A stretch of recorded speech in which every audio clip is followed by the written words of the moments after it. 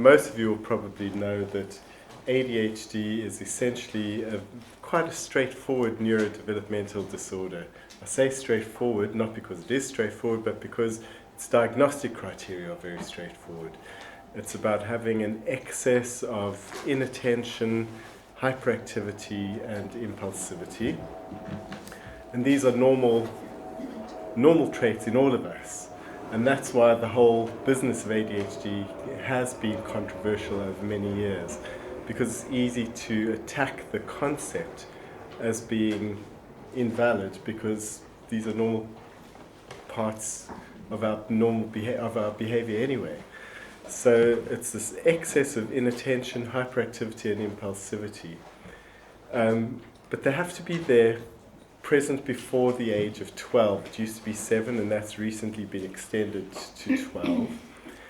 And they have to be present excessively to the degree that they cause impairment. And that impairment can take a variety of, can look different in a number of ways. The two main areas that we think about is an impairment in functioning educationally, so not getting on in school, failing in particular subjects, but also failing socially. And that's the other main impairment that people have, is in social interactions. And you probably are aware that there's some overlap in the ADHD, in children with ADHD who also have some aspects of autism spectrum conditions.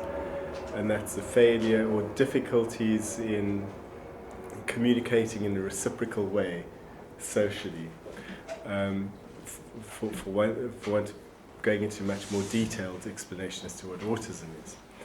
So there is a little bit of an overlap in that area, but on the whole, children who have quite straightforward ADHD, where it's just the inattention, hyperactivity, and impulsivity, have the easiest ride, so to speak, and so do their families, because that aspect of it is generally very well treated, easily treated by the use of stimulant medication, and occasionally through other types of medication like atomoxetine, which also manages that.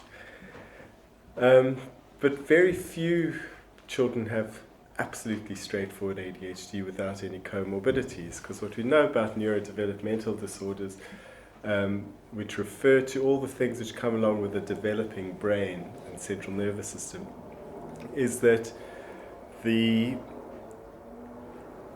brain isn't a straightforward organized piece of equipment. It's very, very complicated, and the way in which it develops is very complicated, and often you get other problems alongside the ADHD. And the most common ones that we see are behavioral difficulties, and I hate the term of oppositional defiant disorder. It's really, I mean, it is a valid concept, and there have been studies which show that it's a valid concept, which means that you can get people who've been trained in observing behaviors to reliably rate the same set of behaviors in the same kind of way, and so it has been demonstrated to be a valid concept, this oppositional defiant disorder. But all it is really children being defiant, saying no, but it's in a very exaggerated form. I don't like the concept because it in a sense makes something which is fairly normal, oppositional behavior, into a disorder. But for epidemiological purposes, it can be ticked and counted, and so you can do studies, you can do community studies, and you can actually make reliable diagnoses. I just don't tend to do it very often, because you have to ask yourself why, what's the purpose, what can you do about it? Whereas what you can simply do, where there are children who've got these kinds of behavior difficulties, you can help their parents to understand some of the concepts which have been shown to be effective when you implement them in behavioral programs, can teach them those skills, and they can use those skills as much as they possibly can. You can't use them 100% reliably all the time, but there are things which do help parents shape their children's oppositional behavior. So I was saying about the American practice parameters. The thing that surprised me about it when they're talking about comorbid disorders was the rates, because I'd never seen this figure quoted before. I'd seen mainly around around 33%, 35% for oppositional defiant disorder. The range of studies that they found it as frequent as 54% to 84%. Now, I need to check that through, because to my mind that's higher than I've come across before. But it shows, if anything, it kind of shows why the public perception of ADHD is really so strong with regard to this idea that these are really badly behaved children and trouble. Whereas my experience of children with ADHD is they're generally really likable kids, quite lively, quite scatty in some ways, but very creative, artistic. They've got loads of ideas. I find these kids really inspiring and interesting. And when I think back to a friend of mine who, at school, I subsequently found out had ADHD, and he was this remarkable, energetic boy who was in trouble quite a lot, and I was his protector. But he's become a world-renowned photographer, going around photographing, from pop stars to footballers to huge engineering achievements. And this is someone who used his energy to turn it into something positive and go and do what he wanted to do. And he's remarkable. So it's this kind of thing which, to my mind, shows the advantages of having ADHD. So don't think of it as being something which is a negative thing which is going to affect your child in a terrible way. Other common comorbid disorders are anxiety, and that's pretty common as well. Around 25-26% of children with ADHD, if they have got a significant anxiety disorder, it is quite a problem with ADHD, because the medication can exacerbate that. So stimulant medication, not in all cases obviously, but in quite a few, can actually make that anxiety, that underlying anxiety, worse. And that's why sometimes we find when we start a child for the first time on medication, they might become over-emotional, they might get quite panicky, they might get quite tearful, and that's because of this anxiety being exacerbated.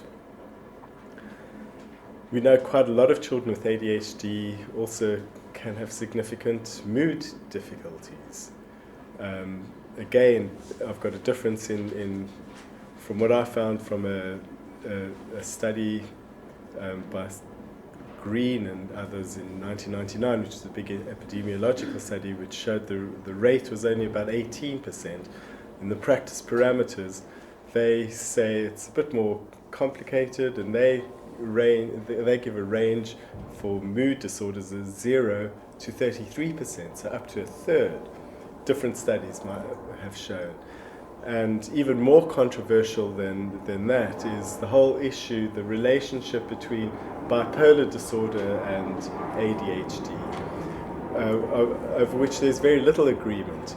But again, the ranges that the practice parameters quote are 0 to 16%. And that 16% comes from Harvard, where there are a group of researchers led by Professor Biederman, well known in the ADHD world. But they are particularly interested in this area, and I don't know whether they are particularly biased in this area, and I suspect that they are. But they're definitely outliers with regard to this. But there's been a lot of discussion over the years about whether this hyperactivity can kind of bubble into hypomania or mania. Where typical of people who are in a manic episode of bipolar disorder is that they have elevated mood, they're on the go all the time, they've got loads of energy, but they have a lot more going on that is quite different from hyperactivity. They might have delusions of grandeur, they might have all kinds of other changes that they show in their elated mood, which you don't see with ADHD. My personal belief is that they're quite separate things. But we have to wait and see whether there is any significant new development in this area over the next few years as people are followed through. But so far, and ADHD has been around for a long time, this hasn't been borne out to be a true risk. Higher rates of substance misuse in the studies that should be done longitudinally. We don't know what that's about. We don't know whether that's people trying to self-medicate when they haven't been on medication for ADHD with methylphenidate predominantly. We know that smoking is more common in children grown up with ADHD. We also know that accidents are much more common. And children with ADHD, there's a study done a couple of years ago that I was asked to comment on, looking at there's a database that general practices feed into. It's anonymized information that goes into it, but it's information about diagnoses, and it collects this on a national scale. So people come and researchers come and they interrogate this database. And they did a study looking at head injuries in children under 5 and compared it to the rates of burns. And I can't remember exactly why they felt that ADHD was more likely to have head injuries, but what they did conclude really was that they were. Children under 5 had more head injuries, and they followed them up over time, they're more likely to then receive diagnoses of ADHD than children who present with burns. Don't know why that is, but accidents are an indicator, and the message that went out is that GPs should notice that, and if they notice that the young children are presenting with accidents, particularly head injuries, they need to just start thinking, does this child possibly have other features of ADHD? Should they be referred for an assessment? And the other common area of overlap is with Tourette's. So lots of children with ADHD have got tic disorders, and Tourette's requires that you have vocal tics over a period of, depends on the diagnostic criteria you use, 6 months or a year. But so it's a combination of different tics. Tics are remarkably common, and most people don't notice when other people have got tics. It's quite remarkable that when I've spent time with friends of mine who work with Tourette's, they'll tell me stories of the numbers of people that they met, and one particular ex-trainee of mine who's now a consultant in one of the other boroughs, was, before she got married, she went on a succession of dates with young men who she'd met through friends, whatever, and virtually every time over this period of about 6 months, she'd sort of send texts to me or to another friend saying, "Oh, here's another guy, and he's got Tourette's, or he's got tics," because she notices. She notices, whereas most of us actually don't, unless you're looking for it. So tics are incredibly common, and most children with tics actually grow out of them, or they improve over time.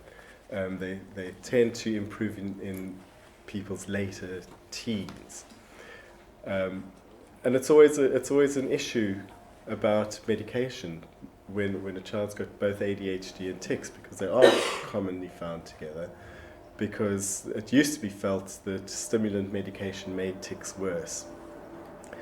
That again has been questioned, and there have been studies that have shown that if you randomize people into two groups, those with ADHD to start receiving medication, the other group to wait 6 months. Over that 6-month period, they found that people in both the groups developed tics at the same rate.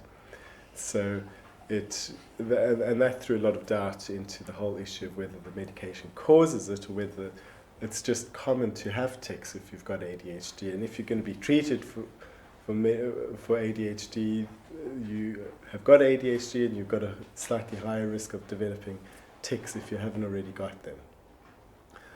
On the other hand, what we do in terms of clinical practice is if we treating someone for ADHD and their tics suddenly appear, we will think about reducing the dose to see whether that does improve the tics or reduce the tics. But we won't necessarily stop the treatment. What you have to do in these situations always is decide, what are you most worried about? Are you more worried about the inattention, the hyperactivity, the impulsivity, or are you more worried about the tics? Because most tics, as I said, are relatively minor and people can live with them. Whereas if you're not functioning in school and you can't concentrate and you're not functioning socially because you're in people's faces all the time, then you have to think, okay, well, maybe we'll treat the ADHD and tolerate the tics being a little bit more concerning. I mean, I haven't gone into much detail about autism spectrum disorders, but again, there used to be this with one of the diagnostic systems that you weren't able to make a diagnosis of ADHD if you already had an underlying autism spectrum disorder.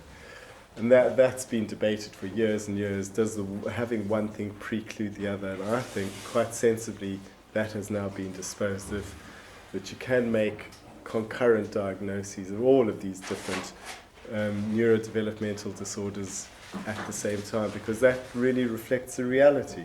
The reality for the whole of child and adolescent psychiatry is that, is that you rarely get just one thing, and it's much more common to have one main presenting condition, but then lots of comorbid conditions alongside that. As you probably know, there are two subtypes. Actually, now they call it presentations as opposed to subtypes, and a combined type. So there's the inattentive subtype, the hyperactive impulsive subtype, which are in themselves valid diagnoses of ADHD, and there's the combined inattentive plus hyperactive impulsive. That's called the combined. It's more common for girls to present with the inattentive subtype. So they don't necessarily have all the externalized behavior, the stuff that you see, the calling out, the shouting, the hyperactivity, the impulsivity, because they predominantly are quiet, sit at the back of the class, don't cause much trouble, but are dreamily missing out on their education because they haven't been picked up. So that's the biggest issue. And again, it's slightly more difficult making the diagnosis of the pure inattentive subtype. So child psychiatrists and other people working in child and adolescent mental health are often not confident to make that diagnosis. So when they come to a team like ours for assessment, and then they're seen by someone relatively inexperienced, that person's unlikely to make that diagnosis, more likely to say, look, I don't think that qualifies for the diagnosis of ADHD. So I think a lot of them get missed even when they've been assessed. And there's a study at University College, they did a study on that published a study on that about 2 or 3 years ago, where they showed that there are large numbers of girls who qualify for the diagnosis being missed. What I know as dyspraxia, in terms of what the term actually means, is it's fine motor coordination difficulties. That's all it is. But what's developed out in the neurodevelopmental therapies world are lots and lots of people treating dyspraxia, which means something totally different, which actually, to my mind, means ADHD plus developmental coordination difficulties, plus sometimes autism spectrum conditions, sometimes plus it's. I think that that there are lots of people out there who are calling a complex, bigger picture dyspraxia, and so we're talking about different terminologies for the same thing. And as for dyslexia, that is a very specific thing. It's a specific reading difficulty, and that definitely exists. There's a famous court case, I think it was about 10 or 15 years ago even, in Hillingdon, where someone who'd left school sued the Hillingdon local authority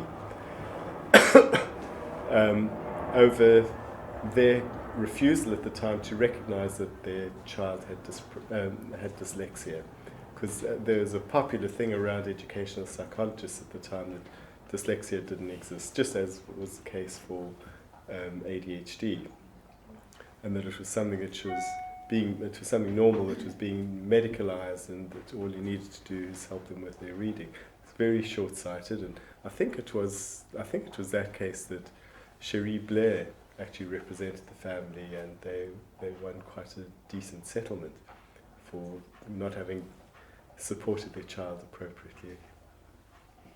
Would you say that, but those two run alongside ADHD as well? I mean, it was yes, comorbidity developmental as such. coordination difficulties are very, very common, very, very common in ADHD, but certainly not exclusively so. And they're fantastic sports people.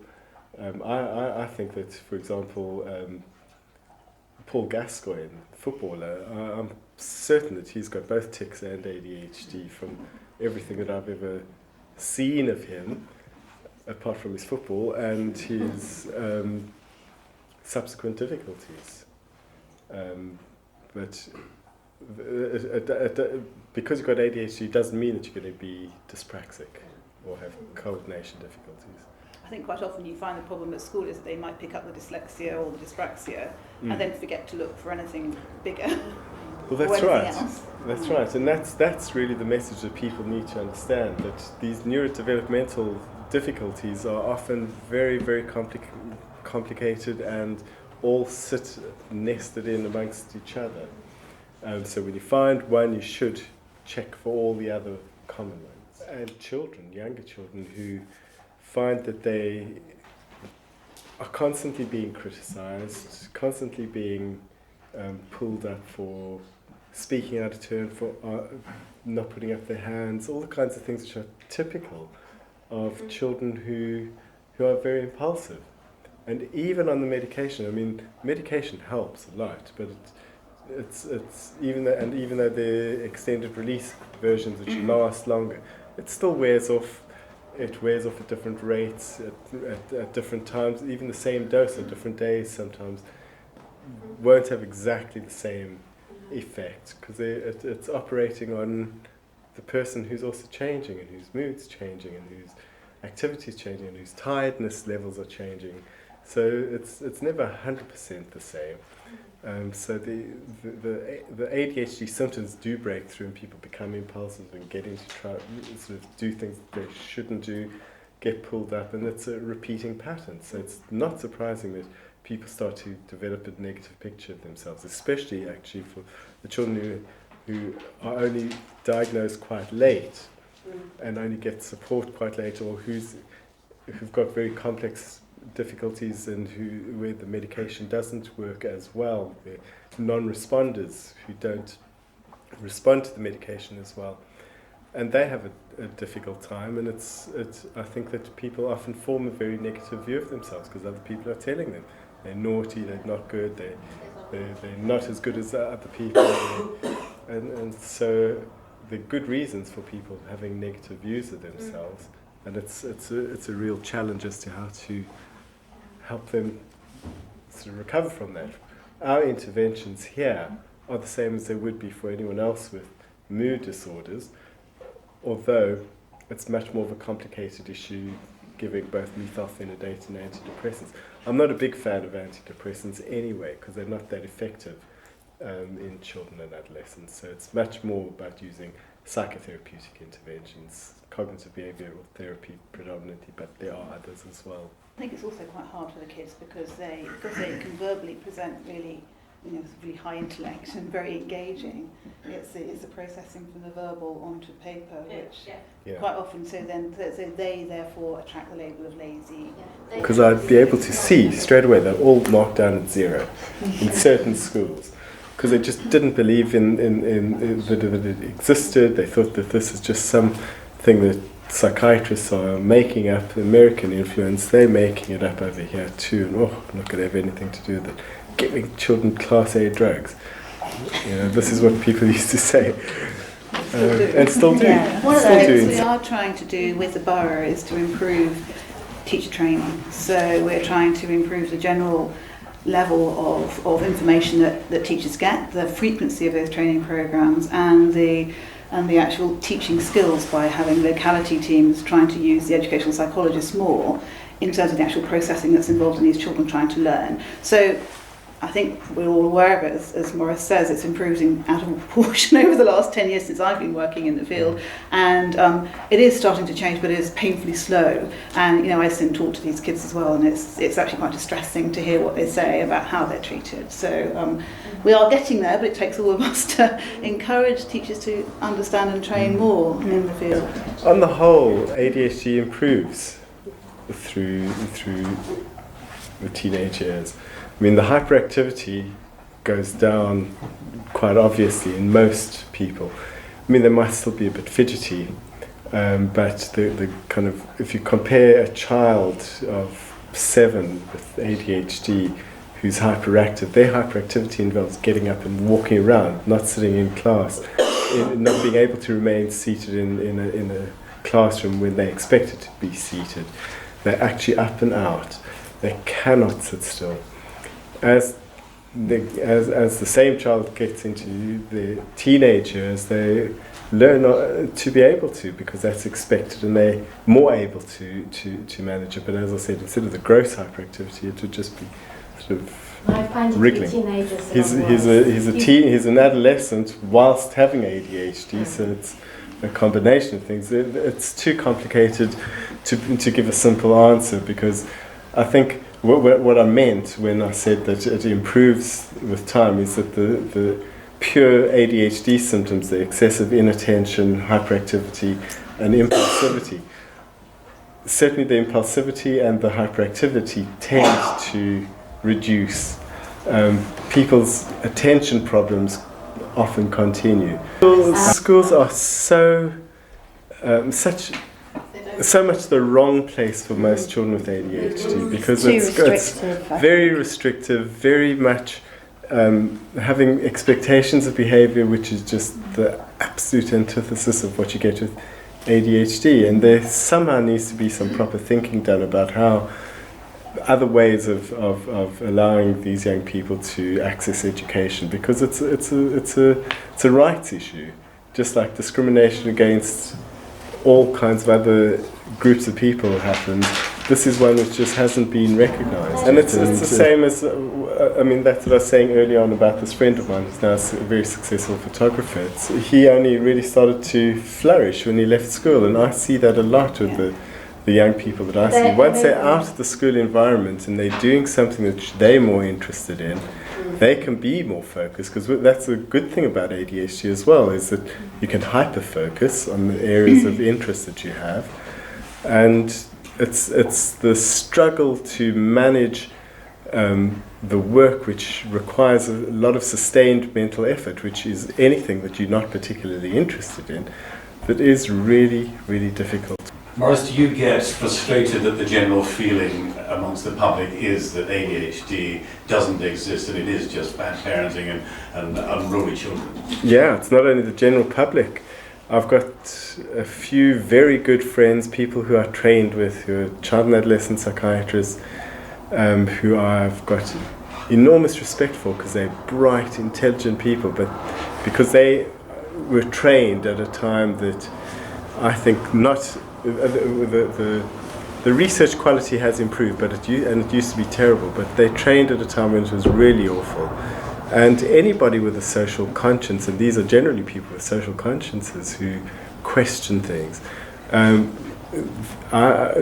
Some of these good friends of mine, as I said, just still to this day feel, don't know if I can trust that research, don't know if I can really believe that, and challenge me and say, well, how can you be doling out this medication in the way that you do? And I question myself, and I had to come from that way of thinking, because when I trained in the 90s, early 90s, the consultants who I worked for didn't know much about ADHD, certainly didn't believe that it existed, and it was only my very last job when I was working in Hounslow with Vira Bailey. It was when I was working there for the first time in my very last placement on my training rotation about ADHD, because none of the other trainers that I had believed that it existed. And I saw the transformation from I'll never forget, the very first family was a family where they had 3 children. They're all out of control. I was sitting behind the screen. They came in. Children were climbing on the table, climbing on their parents, all over the place. Things were flying after a few minutes, and it just was chaotic. And we ended the session quite quickly after about 20 minutes, first assessment. And she just wrote out a prescription for them and said, look, this is ADHD. And I remember thinking, how can she do that? 20 minutes, this is like diabolical. And they came back the next week. I was behind the screen again, and everyone came in, and it was all nice and calm. They had this normal conversation. There was no interruption, no people climbing, no people throwing things. And I just thought, wow, actually, maybe I was a bit judgmental there. And it's been that kind of repeated experience over time, because when I first became a consultant here, I had very little experience in ADHD, and I had to start learning. I got involved in a project at the Royal College of Psychiatrists, assessing the literature. That was 1999 actually that I got involved in that, and there's a big trial, the MTA trial, multimodal treatment trial, which was waiting to come out, and then on the back of that there were 2 large systematic reviews. That's amalgamation of all the trials done across the literature to try and do a meta-analysis, combining the data. And so it was quite an exciting time, but we were doing this little thing where we did a quick and dirty search, nothing as complicated as a systematic review, but got most of the key papers, and then sent them out to established consultants with a pro forma as to how to do a critical appraisal. So we got them to actually fill in extract the data and do the interpretation of the results, and then we amalgamated that together, and it was a very useful document that child psychiatrists like me, coming into it new, not knowing much about it, could at least address some of the key questions and say, what does the literature say on this? And there was an eminent psychiatrist's extraction of the data and interpretation of the paper, and our then commentary on the question that had been addressed. And it was a very helpful clinical thing, but it was that and getting involved in that made me want to know more about what was happening in the literature. And essentially what the MTA trials showed was essentially that medication management works better than other types of interventions. And whilst you could add psychological therapies, and they had an intensive 3-month summer camp, American summer camp type, very organized behavioral intervention that was as good as medication. That couldn't be replicated in normal schools. And they only gave it for 3 months.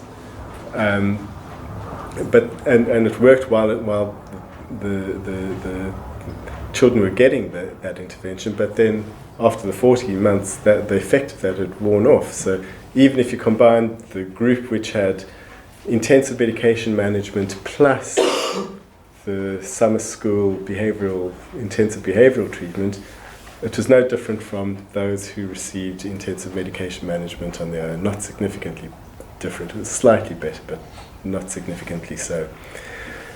And then the systematic reviews showed that there, as we'd all known, that there does seem to be at least a short-term effect of improving inattention, hyperactivity and impulsivity, but that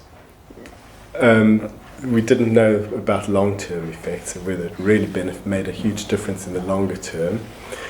But what it also highlighted was how absolutely awful the research quality was in the 50 years preceding this, in terms of the methodologies being inappropriately used, or trials being too small, or not being done in a way that truly tests. So there's a lot of bad literature, and this is why there's been valid criticism of psychiatrists in this field, because the quality of the studies have been terrible for far too long.